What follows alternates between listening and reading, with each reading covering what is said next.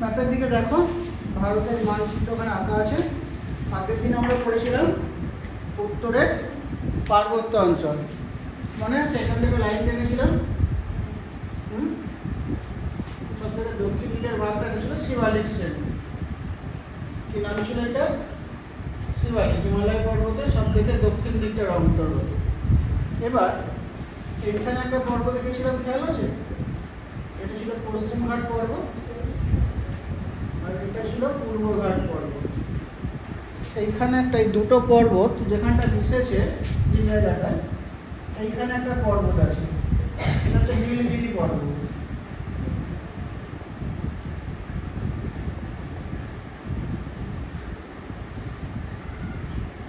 এই লালটা কোন পর্বত? এটা হচ্ছে পূর্বঘাট। আর এদিকে লালটা পশ্চিমঘাট।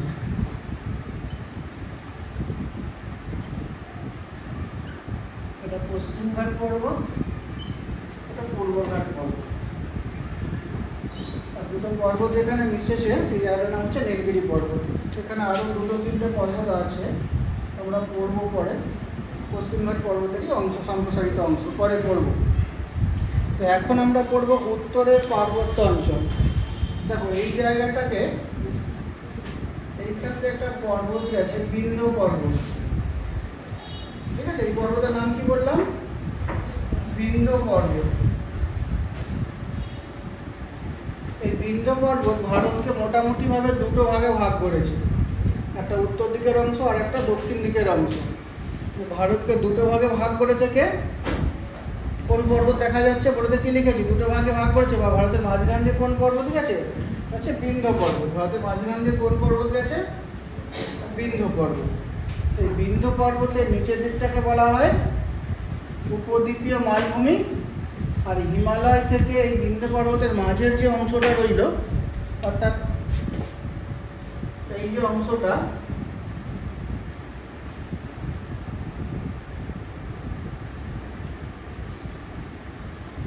এই অংশটাকে বলা হয় উত্তর ভারতের সমভূমি।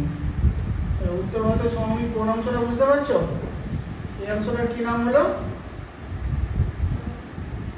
উত্তর ভারতের সমভূমি। তাহলে উত্তর ভারতের সমভূমি কোথায় অবস্থিত? হিমালয় পর্বত আর বিন্ধ্য পর্বতের মাঝে। কোথায় অবস্থিত উত্তর ভারতের সমভূমি? শিবালিক পর্বত। এখানে আরেকটা কি আছে? শিবালিক পর্বত, নাম লিখেছে শিবালিক পর্বত। শিবালিক পর্বত আর এটা আছে বিন্ধ্য পর্বত। এই দুয়ের মাঝখানে কে আছে? উত্তর ভারতের সমভূমি। ভালো করে বোর্ড দেখো আর বোঝার চেষ্টা করো। তাহলে উত্তর ভারতের সমভূমি কোথায় অবস্থিত? শিবালিক পর্বত আর বিন্ধ্য পর্বতের মাঝে উত্তর ভারতের বৃহৎ সমভূমি অঞ্চল অবস্থিত। এই সমভূমিকে আমরা চারটে ভাগে ভাগ করি। কটা ভাগে ভাগ করি সমভূমিকে? চারটে ভাগে। কি কি চারটে ভাগ? একটু লালটাকে ভাগ করে দিই। এই যে অংশটা দেখছি আমরা, এটাকে বলা হয় উপদ্বীপীয় মালভূমির অন্তর্গত। এই যে অন্তর্গত অংশটা উপদ্বীপীয় মালভূমি। মানে মাঝে যে কালো ডট ডট দিয়ে যে অংশটাকে আমি চিহ্নিত করেছি, এই অংশটার নাম কি? উত্তর ভারতের সমভূমি। উত্তর ভারতের সমভূমিকে আমরা চারটে ভাগে ভাগ করি। কটা ভাগ করলাম উত্তর ভারতের সমভূমিকে? চারটে ভাগ। উত্তর ভারতের সমভূমির চারটে ভাগ কি কি? এই দিকটা রয়েছে থর মরুভূমি, একটা ভাগের নাম। এই অংশটা হচ্ছে থর মরুভূমি।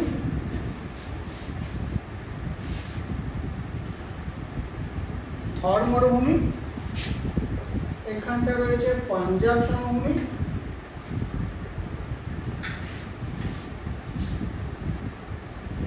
চারটে ভাগ কি কি নাম দেখো ভালো করে। এই অংশটার কি নাম?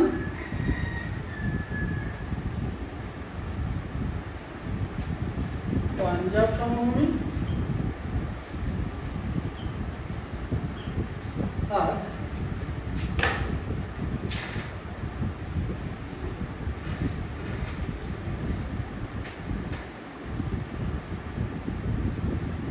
এই অংশটা হচ্ছে গাঙ্গেয় সমভূমি। এই অংশটার কি নাম বললাম? গাঙ্গেয় সমভূমি,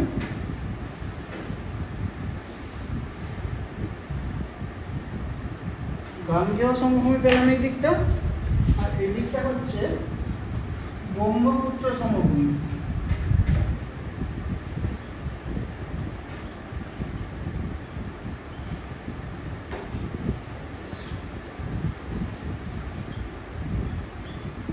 তাহলে উত্তর ভারতের যে সমভূমি ছিল, উত্তর ভারতের যে সমভূমি, এর কটা অংশ পেলাম? কটা অংশ পেলাম উত্তর ভারতের সমভূমি? চারটে অংশ। কি কি চারটে অংশ? উত্তর ভারতের সমভূমি চারটে অংশ কি কি? কি কি চারটে ভাগে ভাগ করলাম?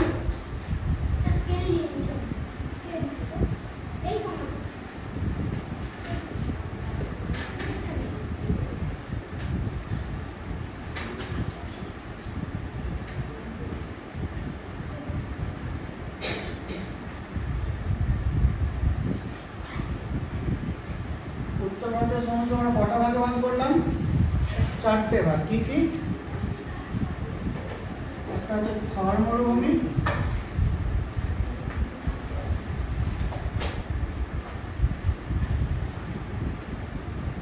একটা হচ্ছে পাঞ্জাব সমভূমি,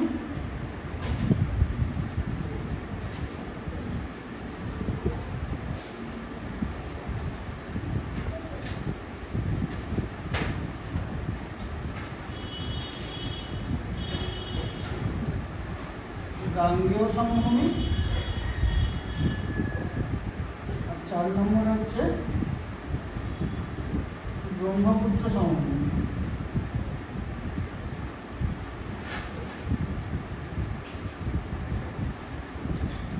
চারটে ভাগ বোঝা গেছে? উত্তর ভারতের সমভূমি চারটে ভাগ কি কি হলো? থর মরুভূমি, পাঞ্জাব সমভূমি, থর মরুভূমি হচ্ছে এই অংশটা থর মরুভূমি, পাঞ্জাব সমভূমি এই অংশটা হচ্ছে পাঞ্জাব সমভূমি, গাঙ্গেয় সমভূমি এই সমভূমিটা হচ্ছে গাঙ্গেয় সমভূমি, আর ব্রহ্মপুত্র সমভূমি হচ্ছে এই দিকটাতে অবস্থিত ব্রহ্মপুত্র সমভূমি, ব্রহ্মপুত্র নদী প্রবাহিত হয়েছে ওই দিকটাতে। তাহলে উত্তর ভারতের সমভূমিকে চারটে ভাগে আমরা ভাগ করলাম। তো এই সমভূমি হচ্ছে বিভিন্ন নদীবাহিত নড়ি, পলি, বালি ইত্যাদি জমে সৃষ্টি হয়েছে। উত্তর ভারতের সমভূমি কিভাবে সৃষ্টি হয়েছে? উত্তর ভারতের সমভূমি সৃষ্টি হওয়ার কারণ কি বললাম? উত্তর ভারতের যে সমভূমি, বৃহৎ সমভূমি কেন সৃষ্টি হয়েছে, কিভাবে সৃষ্টি হয়েছে? নদীবাহিত পলি জমে এই সমভূমিগুলোর সৃষ্টি হয়েছে। কিভাবে সৃষ্টি হয়েছে? নদী বাহিত পলি সঞ্চিত হয়ে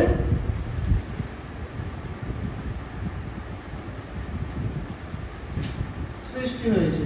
কি সৃষ্টি হয়েছে? উত্তর ভারতে বৃহৎ সমভূমি। কোন কোন নদী মিলে সৃষ্টি করেছে? পাঞ্জাব সমভূমি সৃষ্টি করেছে সিন্ধু আর তার উপনদীগুলো মিলে।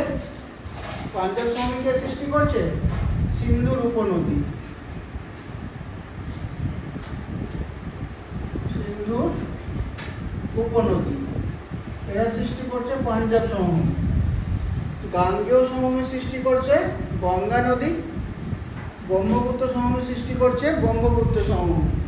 মানে কোন সমভূমি কোন নদীর দ্বারা সৃষ্টি সেটা আমরা বুঝতে পারলাম। থর মরুভূমি এই অঞ্চলটা অন্য একটা সময় প্রাচীনকালে একটা নদী প্রবাহিত হয়েছিল, এটার নাম হচ্ছে সরস্বতী নদী, বর্তমানে শুকিয়ে গেছে। তো তখন এই সমভূমিটার সৃষ্টি হয়েছিল বলে অনুমান করা হয়। পরবর্তীকালে জলবায়ু পরিবর্তনের কারণে এই অঞ্চলটা মরুভূমিতে পরিণত হয়েছে। বোঝা গেল? তাহলে একটা সময় সমভূমি ছিল, এখানে জনবসতি ছিল, কিন্তু বর্তমানে মরুভূমিতে পরিণত হয়েছে। কি নাম মরুভূমিটা? থর মরুভূমি। ভারতে একমাত্র মরুভূমি আছে, তার নাম হচ্ছে থর মরুভূমি। ম্যাপে দেখাতে পারবে তো? ম্যাপ খুলে ভালো পেয়ে যাবে, দেখো 66 পাতার ম্যাপ দেখো, পেয়ে যাবে থর মরুভূমি পেয়ে যাবে। এই থর মরুভূমিতে একটা উল্লেখযোগ্য শহর আছে যার নাম হচ্ছে জয়সলমীর, যাকে বলা হয় মরুভূমির প্রবেশপথ। আমাকে এই থর মরুভূমি বেড়াতে গেলে আমাকে এই জায়গা দিয়েই যেতে হবে। থর মরুভূমির প্রবেশপথ হচ্ছে জয়সলমীর, একটা শহর।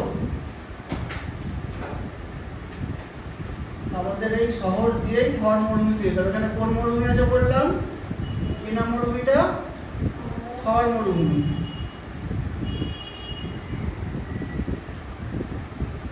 যদি আমরা থর মরুভূমি বেড়াতে যেতে চাই তাহলে আমাদের কোনখান দিয়ে যেতে হবে?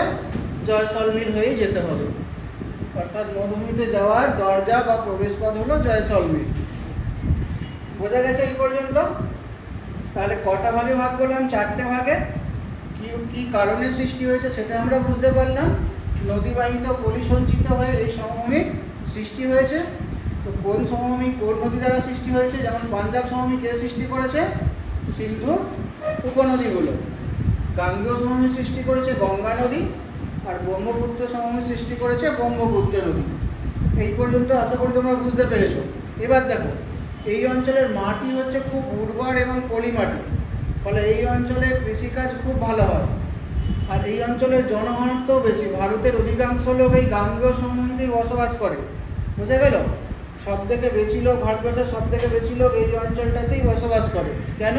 কারণ এই অঞ্চলের মাটি খুব উর্বর এবং কৃষিকাজ ভালো হয়, ফলে লোকের খাবারের অভাব হয় না, তাই এই অঞ্চলে বেশি লোক বসবাস করে। ভারতের সর্বাধিক জনঘনত্বই বলি বা লোক সংখ্যা বেশি বলি কোন অঞ্চলে? কি উত্তর লিখবে? ভারতের কোন অঞ্চলে সব থেকে বেশি লোক বসবাস করে? গাঙ্গেয় সমভূমি অঞ্চলে। কোথায় ভারতের সব থেকে বেশি লোক বসবাস করে? গাঙ্গেয় সমভূমি অঞ্চলে। কেন? কারণ এই অঞ্চলের মাটি খুব উর্বর, ফলে কৃষিকাজ ভালো হয়। বোঝা গেল? তো এইখানেতে আর একটা জিনিস জেনে রাখো, যে পলি মাটি দেখা যায় সেই পলি মাটিকে আমরা দুটো ভাগে ভাগ করি। গাঙ্গেয় সমভূমিতে যে পলি মাটি দেখতে পাই, একটু আগেই তো বললাম গাঙ্গেয় সমভূমিতে উর্বর পলি মাটি পাওয়া যায়, ফলে কৃষিকাজ ভালো হয়। সেই পলি মাটিকে আমরা দুটো ভাগে ভাগ করি। গাঙ্গেয় সমভূমিতে যে পলি মাটি দেখতে পাই তাকে দুটো ভাগে ভাগ করি। কি কি দুটো ভাগ? একটা হচ্ছে ভাঙড় আর একটা হচ্ছে খাদর। বুঝে গেল? তাহলে গাঙ্গেয় সমভূমির পলি মাটিকে আমরা কটা ভাগে ভাগ করলাম? দুটো ভাগে, একটা ভাঙড় একটা খাদর। ভাঙড় কাকে বলবো? ভাঙড় হচ্ছে প্রাচীন পলি মাটি। ভাঙড় প্রাচীন পলি মাটি। খাদর কি হবে তাহলে? নতুন পলি মাটি। তাহলে নতুন পলি মাটিকে আমরা কি বলি? খাদর। আর পুরানো পলি মাটিকে বা প্রাচীন পলি মাটিকে বলবো ভাঙড়। খাদর হচ্ছে ভাঙড়ের থেকে বেশি উর্বর, তাহলে কৃষিকাজও ভালো হয়। বোঝা গেল? এইটুকুটাই দুটোর পার্থক্য। তো এই প্রাচীন পলি মাটি যখন আমরা পাঞ্জাবে দেখব তখন তাকে বলি বেট। পাঞ্জাবে কি বলি? বেট। একই জিনিস, পাঞ্জাবে কি বলা হয়? বেট। বোঝা গেল? আর ওইখানে মাটিতে অনেক সময় কাঁকড় দেখা যায়, তখন সেই মাটিটাকে বলা হয় কঙ্কর। মাটির বিভিন্ন নাম, কঙ্কর বলা হচ্ছে। বোঝা গেল? এইটুকুটাই। আর একটা জিনিস এখানে জেনে রাখো, সেটা হচ্ছে তরাই আর ভাবর। এটাও লিখতে হবে এর সঙ্গে। তরাই আর ভাবর কি? তরাই আর ভাবর কি? তারপর এটা তো শিবালিক হিমালয়টা দেখতে পাচ্ছ তো, ওটাতে লাল রঙটা দিয়ে দেখানো হচ্ছে শিবালিক হিমালয়। বিভিন্ন নদী বয়ে আসছে ওখান দিয়ে, বলেছিলাম আগে, তাই তো? তো নদী যখন বয়ে আসছে, সেই নদী পলি মাটিকেও বয়ে নিয়ে আসছে। সেই পলি মাটি পর্বতের পাদদেশে জমা করছে, জমা করে সমভূমি সৃষ্টি করছে। সেই সমভূমিকে বলা হয় তরাই। কাকে বলবো তরাই? কি বললাম? সেই পলি মাটিকে বলা হয় তরাই। তাহলে বোর্ডের দিকে দেখো একবার, এটা যদি শিবালিক পর্বত শ্রেণী হয়ে থাকে তাহলে এর পাদদেশে অর্থাৎ এখানে একটা সমভূমি সৃষ্টি হয়, এটাকে বলি আমরা তরাই। তাহলে তরাই কাকে বলবো? তরাই কাকে বলবো? লাল লাইনটা নিচে যে কালো লাইনটা দেখছি ওটা হচ্ছে তরাই সমভূমি। তরাই কাকে বলবো? হিমালয়ের পাদদেশে অর্থাৎ পর্বতের নিচের দিকে নদীবাহিত পলি জমে যে সমভূমির সৃষ্টি হয় তাকে বলা হয় তরাই। কি বললাম? হিমালয়ের পাদদেশে নদীবাহিত পলি সঞ্চিত হয়ে যে সমভূমির সৃষ্টি হয় তাকে বলা হয় তরাই। ঠিক আছে? তরাইয়ের নিচের যে সমভূমির সৃষ্টি হয় তাকে বলা হয় ভাবর। তরাই নিচে সহমিটাকে কি বলবো? ভাবর। আচ্ছা, তরাই শব্দের অর্থ জেনে রাখো। তরাই শব্দের অর্থ হচ্ছে স্যাঁতস্যাঁতে। এইখানকার মাটি সবসময় ভিজে থাকে, তাই তরাই শব্দের অর্থ হচ্ছে স্যাঁতস্যাঁতে। তরাইয়ের নিচে যে সহমি দেখতে পাই তাকে বলি ভাবর। আর এখান দিয়ে তিস্তা নদী প্রবাহিত হয়েছে, যে বাংলাদেশে প্রবেশ করেছে, এই তিস্তার ডান দিকটাকে আমরা বলি ডুয়ার্স। এটা কোন নদী? এটা হচ্ছে তিস্তা নদী। তিস্তা নদী।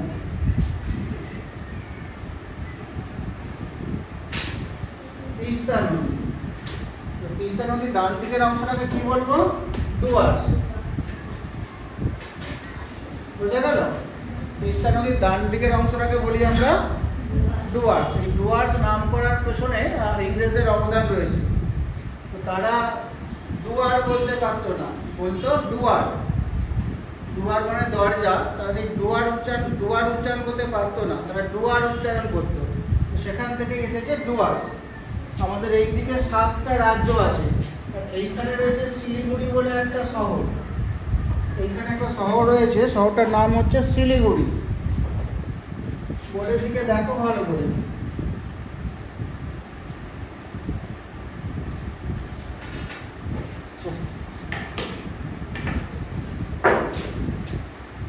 এই যে শহরটা রয়েছে, শহরটা দেখাচ্ছি আর কি, শহরটার নাম হচ্ছে শিলিগুড়ি। কি নাম বললাম? শিলিগুড়ি। নাম শুনেছো? শিলিগুড়ি। দার্জিলিং যেতে গেলে এই শহরটা হয়ে যেতে হয়। তো দার্জিলিং নয়, এদিকে আমাদের 7টা রাজ্য রয়েছে। বইগুলো দেখবে মানচিত্রতে 7টা রাজ্য রয়েছে। এই 7টা রাজ্য যেতে গেলে যে গাড়ি করে আমরা যাব, এইখান দিয়ে আমাদের যেতে হয়, কারণ এদিকে দেশটা বাংলাদেশ, ওর উপর দিয়ে তো যেতে পারবো না, তাই আমাদের এইখান দিয়েই যেতে হয়। তাই শিলিগুড়িকে বলা হয় উত্তর পূর্ব ভারতের প্রবেশ পথ। কি বলি আমরা? উত্তর পূর্ব ভারতের প্রবেশ পথ। কাকে বলবো? উত্তর পূর্ব ভারতের প্রবেশ পথ কাকে বলবো? শিলিগুড়ি শহরকে। কেন বলবো? কারণ আমাদের উত্তর পূর্ব ভারত যেতে গেলে শিলিগুড়ি হয়েই যেতে হবে, আর কোনো রাস্তা নেই। উত্তর পূর্ব ভারত যেতে গেলে আমাদেরকে শিলিগুড়ি হয়ে যেতেই হবে, তাই শিলিগুড়িকে বলা হয় উত্তর পূর্ব ভারতের প্রবেশ পথ। আর একটা জিনিস জেনে রাখো, এইদিকে আমাদের 7টা রাজ্য রয়েছে। কটা রাজ্য রয়েছে? এই অংশটাতে আমাদের 7খানা রাজ্য রয়েছে। নাম বলতে পারবে? ম্যাপ দেখো দেখি একবার। ম্যাপ দেখে দেখে 7টা রাজ্য আছে। 7টা রাজ্যের নাম বলো, কি কি 7টা রাজ্য আছে দেখো একবার। এই উপর দিকে এইখানে যে রাজ্যটা আছে, ম্যাপের দিকে দেখো, পাতা নাম্বার 66 বোধহয়। একবার দেখো 66 পাতা দেখো। উপর দিকের এই অংশটা যে রাজ্য আছে তার নাম হচ্ছে সিকিম। নাম্বারিং করে করে দেখো, সিকিম। রাজধানী হচ্ছে গ্যাংটক। বুঝতে পারলে? তারপরে উপর দিকটা রয়েছে অরুণাচল প্রদেশ। এই অংশটা রয়েছে অরুণাচল প্রদেশ। অরুণাচল প্রদেশ। রাজধানী হচ্ছে ইটানগর। তারপরে এইখানটা একটা রাজ্য রয়েছে, তার নাম হচ্ছে মেঘালয়। মেঘালয়। রাজধানী হচ্ছে শিলং।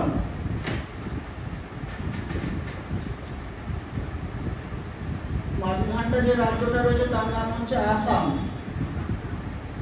পেয়েছো? আমার দিকে দেখো আর ম্যাপের দিকে দেখো, তাহলে পেয়ে যাবে। এটা ছিল মেঘালয়, এইখানটা হচ্ছে আসাম।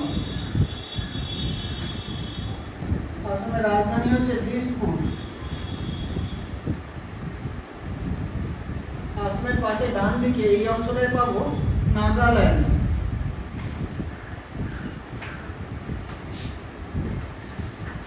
নাগাল্যান্ডের রাজধানী হচ্ছে কোহিমা। ঠিক আছে? তারপরে নিচে এই জায়গাটা পাবো ত্রিপুরা। 5টা হলো, 6 নম্বর এখানে লিখছে, জায়গা নেই। ত্রিপুরা। রাজধানী হচ্ছে আগরতলা। ত্রিপুরার রাজধানীর নাম আগরতলা।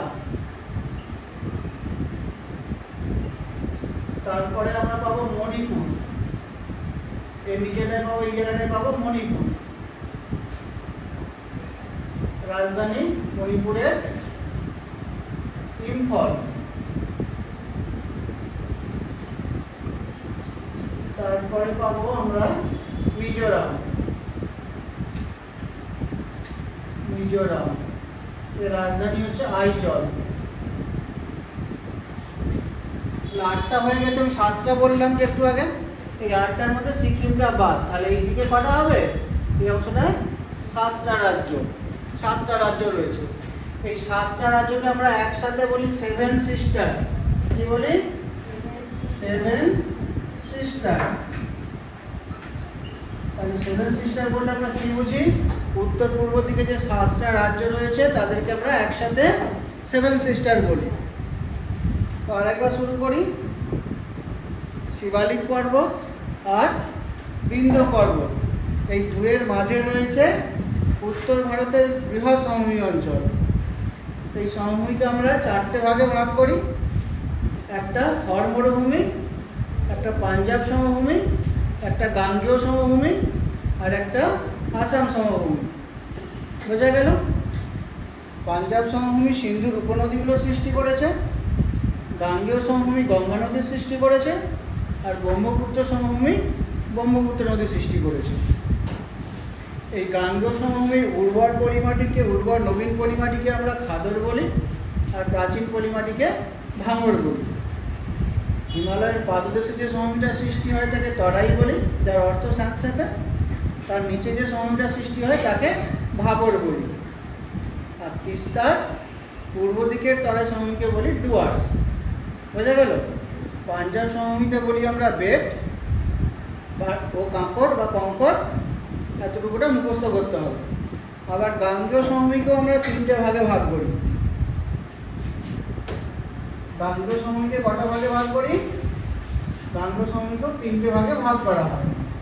এইখানটা ছিল গাঙ্গেয় সমভূমি, মনে আছে? ছবিটা একটু আগে ড্রয়িং করলাম। এই জায়গাটা ছিল গাঙ্গেয় সমভূমি অঞ্চল, তাই তো?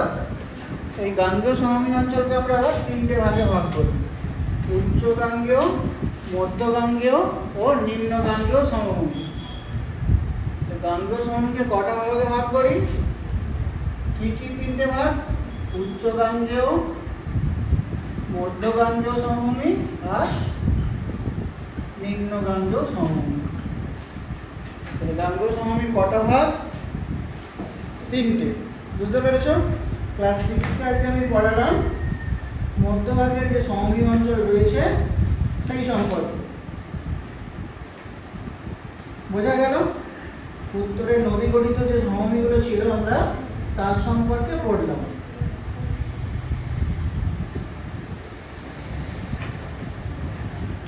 ঠিক আছে, এই পর্যন্তই থাক, তোমরা পরের দিন পড়বে। এবার 5কে একটু পড়াই।